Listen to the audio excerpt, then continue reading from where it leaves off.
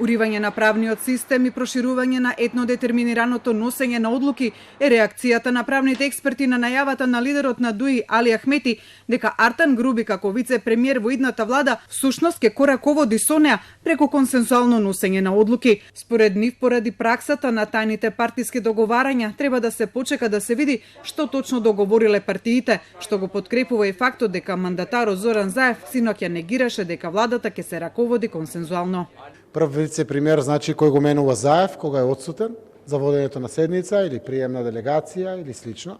Се знае дека премиерот подпишува, нема никакви врзани подписи или слично. Сепак за универзитетската професорка Мирјана Најчевска и самата идеја за такво нешто е спорна. Самата идеја на постоење на таков вид на поделба во владата веќе излегува надвор од она што би представувало граѓански модел и го преширува етноделењето и во владата и во се она што представуваат процеси на одлучување. Така што се поставува прашањето во моментот кога тој заменик ќе председава со владата, на кој начин тоа ќе го прави, во чиј интерес, дали ќе ги застапува потребите и интересите на сите граѓани или само на една група граѓани. Според Најчевска, таков партиски договор за водење на владата би било спротивно на законот и го руши правниот систем на државата. Функција која што може да го блокира процесот на донесување на закони, посебно доколку не е прецизирано за што се однесува консензуалноста.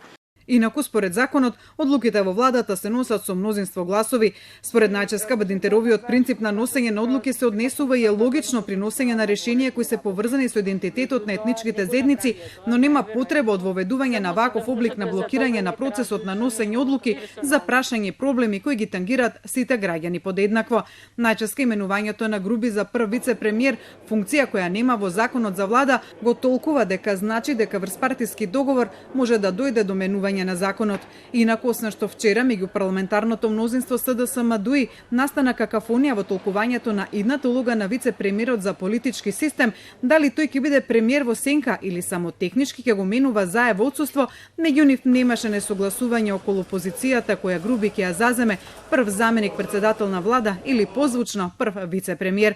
Законот за влада предвидува заменици на премиерот кои тој ги овластува да вршат одредена надлежност и му помагаат во работата и според законот нема прв како ни втор ни трет вице-премиер, туку само оној кој председателот на влада ќе го назначи да го менува на владина седница.